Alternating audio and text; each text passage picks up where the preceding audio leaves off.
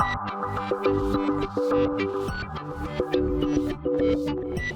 welcome to my playhouse. And today we're in the second living room, and I have the trusty ASUS ECS 4000 Generation 2 that was donated from Bargain Hardware. Thank you to Bargain Hardware. I am messing around with some hard drives today. I did a video a little bit ago where I tested a couple of hard drives, and they didn't show up in the data center, and I brought them in here and they showed up, and I was happy about that. Took the ones that was totally faulty apart and took the magnets out, and I got a lot of comments that well, that was not enough testing for the hard drives. You're probably right. I did say that I was gonna put them up for sale. Didn't do that automatically right away, so I still have them in here because I was gonna be messing around a little bit more with them. So that's what we're gonna do today, and we might even see that they are not exactly in tip-top shape. But I sell some hard drives in my shop, and they are there at a price. And sometimes people ask if they can get a guarantee that there is no bad sectors or something like that. And yes, they can if they want to pay for my time doing that. And when that price is revealed, nobody wants it anyway, because you want a perfect disk, but you do not want to pay anything for it to be tested and make sure that it is perfect. I do sell a lot of disks, but I just test that they are actually spinning up and that I can see them and I can create a partition on them. Let's see what I'm messing around with. So here I have two programs that I have just downloaded freely from the internet. One of them is Crystal Disk Info, and the other one is Crystal Disk Benchmark. Was that right? Crystal Disk Mark. And both of them are in version 8 something. And this one tests the speed of the hard drive, and this one tells us if the hard drive is any good. And this one has an issue. This is a hard drive that I have taken out of Dell EMC Data Domain D990 just this week. It had come up and said that it had an error, and sure enough, it has a threshold count here that is too high. It has relocated sectors. Threshold was 5 and it's on 55. So the Dell EMC Data Domain storage controller has said that this disk is no good and we have to replace it. Right now we are running a speed test on that disk, and that is really not bad for a spinning drive. Numbers are in. I don't know if these are correct or if the rate controller is helping it. They seem a bit high, I must admit, but I have seen some of the other drives that we can compare with. Here we have the numbers that I took from my SSD. There's a 200 gigabyte Hitachi Ssd as a boot drive. That did 711 megabytes per second, and for a spinning drive that is pretty good compared to an SSD. So this is the one with the errors, but next to it I have another one, exactly the same model there, and it's all good. It's a happy drive. One thing I wanted to point out, this one has run 50,081 hours. I did the calculations. That's a total of 5.7 years that it has been running. That's the uptime of it. So it has over 5 years on its conscience. The other one that is better has only half of that, 25,000 hours. So this one is not complaining about anything yet. Oh, that's the one we wanted. So let's see how that drive performs. That's this one. So let's start that test. See if it does better or worse. That takes a while. Okay, it completed. The numbers are very similar. I don't see any big difference. This is the new, well, the drive with no errors on it, and this is from the drive with some errors on it, or relocation of data. And this one is, these two, the write speed is better on the drive with errors, but the read speed is ever so slightly better without errors. It's as random, and it's not much. So I am using the snap tool to remember this. So we're gonna snap these data as well. We're gonna snap it, and save it next to the other one. Let's see that one. Just that. It had no error, so okay. Crystal Disk Info sees another disk that I have in there. This is one of the 2 disks that we tested out last time, and this is the 1 terabyte. Well, it's a Hewlett-Packard branded disk ST. I believe that must be a Seagate drive. It's a serial ATA drive, 3 gigabits per second, and I have the test result from it right here. And as you can see, this is considerably slower than the ones that we just saw. So this is about 117 megabytes per second read speed and a little bit higher write speed, which is kind of, well, usually I would expect the opposite, but well, that's how it sees it. And this is running through the RAID controller in this server, which is an LSI controller. I was trying to upgrade the firmware on this, but I couldn't find that. It's kind of a weird model that they have put in here. I have it here. Here is all the data about it. These RAID controllers are not stupid. Right now we are running some patrol on this drive here. It's almost done. And patrolling it means that it checks the drive out, makes sure that this drive is good, reads some data, writes some data. It runs like police patrol. They run the neighborhood, make sure that nothing bad is going on. I don't know if you can do that comparison, but yeah, the RAID controller handles that by itself. It makes sure that this drive is good. It's messing with a 600 gigabyte SAS drive that is also in there, but the model of this RAID controller is the LSI Mega RAID SAS PCI Express ROMB, and that model is rather rare and weird, and I weren't able to find any new firmware for it. And if we go to the physical and go to the RAID controller up here, this firmware is from back in 2013. So I would have liked to get some newer on there, but I couldn't find anything that it would take. So we have a bad disk in here. We have a really bad disk in here, and this is it's so sad, because this bad disk, that is a 10 terabyte SAS drive. Yeah, it does not really show up at all. So the RAID controller does a lot of this stuff. People that run software RAID on their machines, they're very careful to get HBAs that will bring the smart data from the hard drive into the server. With a good RAID controller, the smart data is actually being handled by the RAID controller. So when I went into this RAID controller or started the RAID program up, I was greeted with this screen here telling me that there was all kind of stuff that wasn't as it should be. We have the drive failed in number 2. We have something nasty going on in bay number 5. I'm not entirely sure what bay number 5, what that is complaining about, but the RAID controller knows a bunch of stuff as well, and it also knows about the thresholds and stuff. And in both cases, it's software on hardware that comes and tells you that the disk is bad. But I must admit that this 1 terabyte Seagate drive here looks rather unpredictable. So maybe not use that for anything. Plus, it was kind of slow. I am a little bit confused. It's only showing 3 drives up here. 1, 2, 3. And if we go into the disk mark here, there are the C drive, there is another, well, it shows that one, and then there is another one and another one and another one. So that one sees 5 drives, but there's only 3 over here. So that's a bit confusing. So I think I'll try and take those 2 Hitachi 3 terabytes out and see if it might be a limitation on the free license here.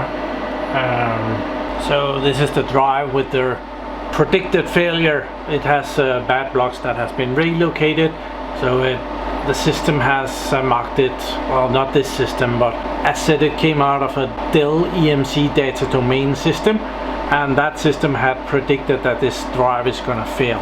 Instead, I've tried to mount one of these Western Digital wrapped, I can't say that, but I was very well informed in the comments that this was an icebox that it was located in. In this application it's just convenient because it's now it fits in the tray.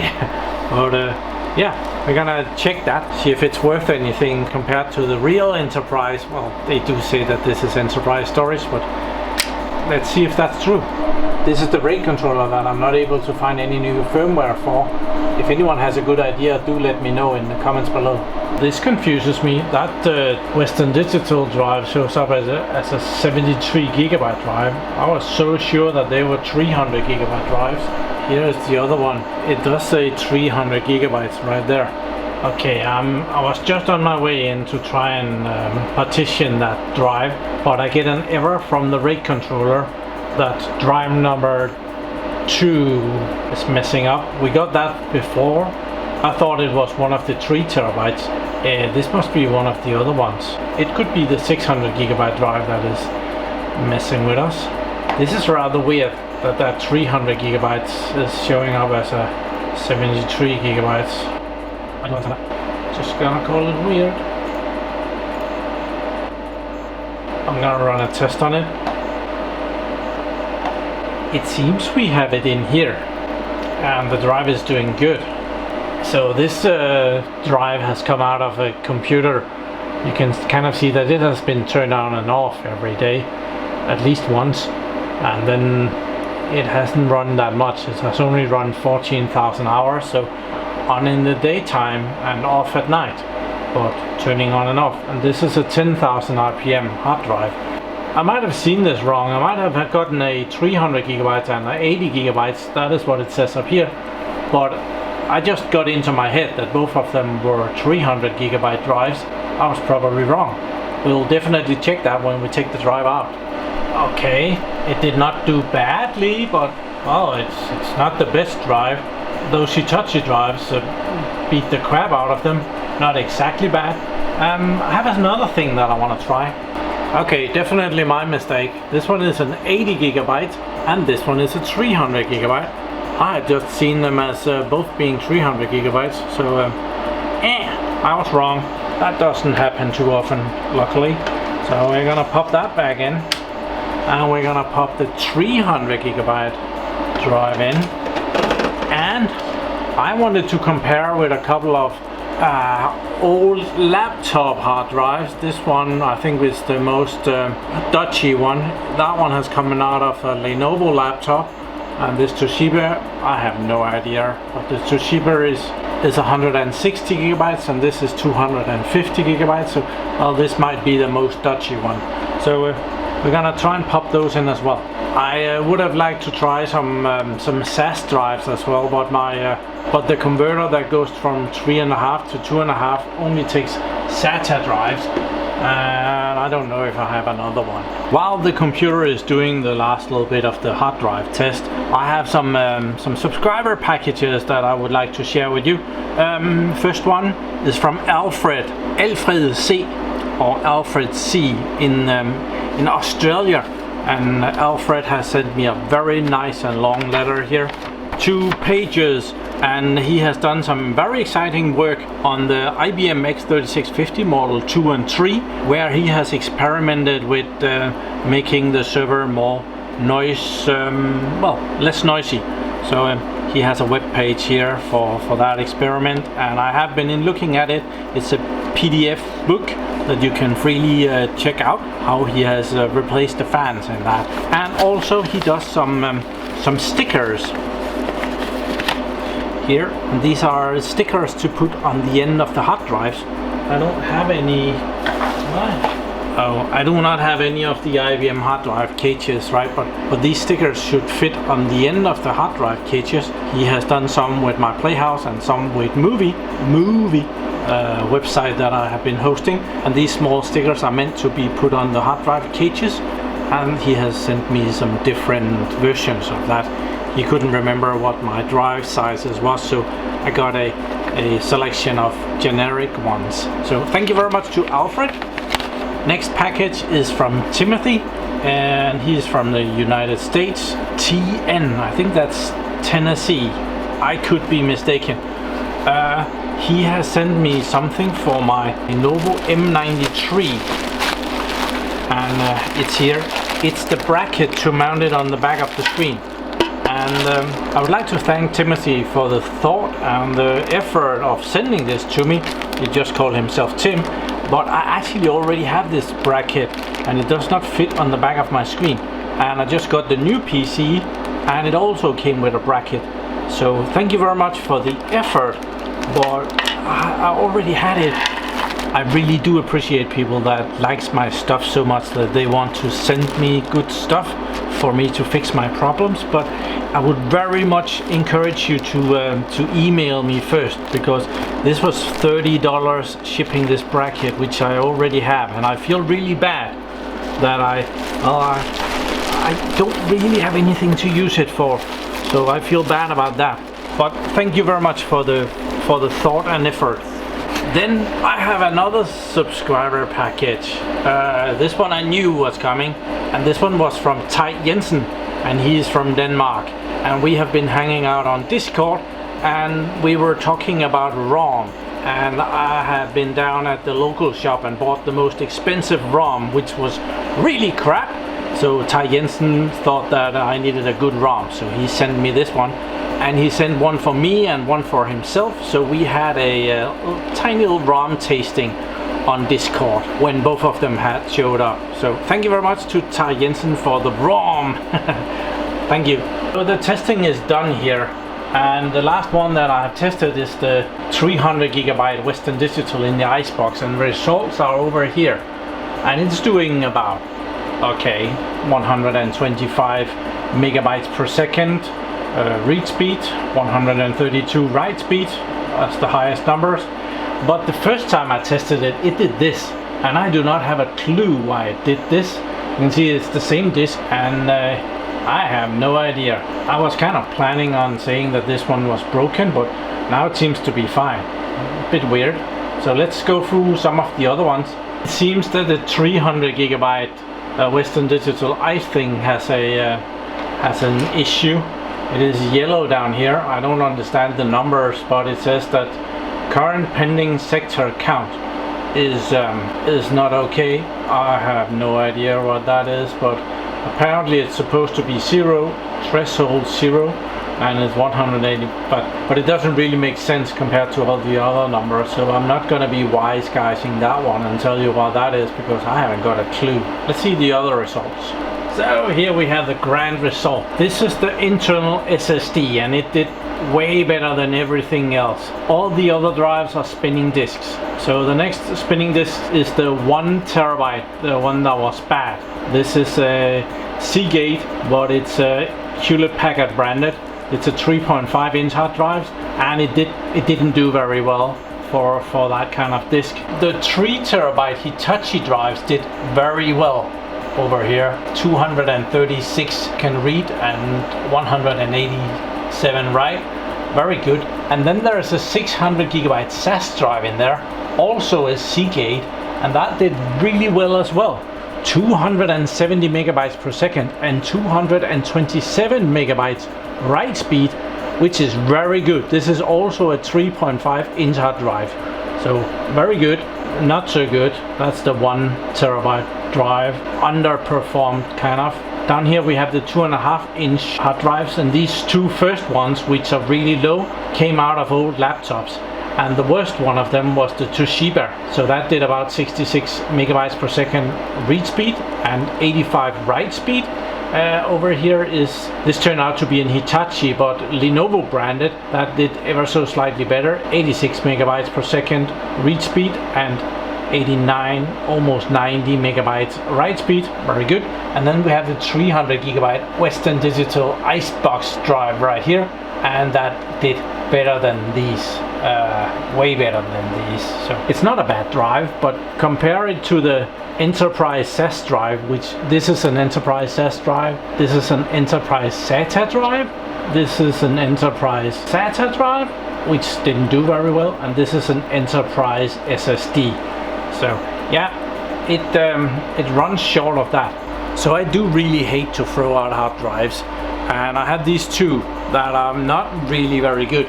This one was the 1 terabyte, bad, and Hewlett Packard branded, and this one is the Hitachi 3 terabyte, which also had relocated sectors, and that's a 3 terabyte. What I like to do is store data on them, use them for backup. So what I sometimes do, I take one, mostly the larger ones, and I just fill it up with all of my data and disconnect it and put it in my safe. And that way it becomes another copy of my data, which I wouldn't otherwise have. If I for some reason lost everything, I would most likely be able to copy everything off of this drive again without any issues. Just because it has some bad relocated sectors doesn't mean that it wouldn't be able to store everything and give it back to me. It's not particularly trustworthy in a big array anymore, and the array will come out at some point and tell me that, oh, this one is bad, you should really replace that, and it wouldn't be lying. But the really sad thing is these two 10 terabyte drives that are they're totally dead, they do not show up. That is ever so slightly more sad, but they had been discarded from a storage array. So yeah, I just wanted to check a second time if there is anything to be done. Remember, if you need some new awesome hardware to play around with, I very much recommend bargainhardware.co.uk in the United Kingdom, where you will get 5% off of your purchase if you use the checkout code MyPlayHouse, one word, ish, small letters. So yeah, do check it out, links in the description. And other than that, thank you very much for watching my videos. Do subscribe to my channel so that you can see me again, and have a really nice day. Bye bye.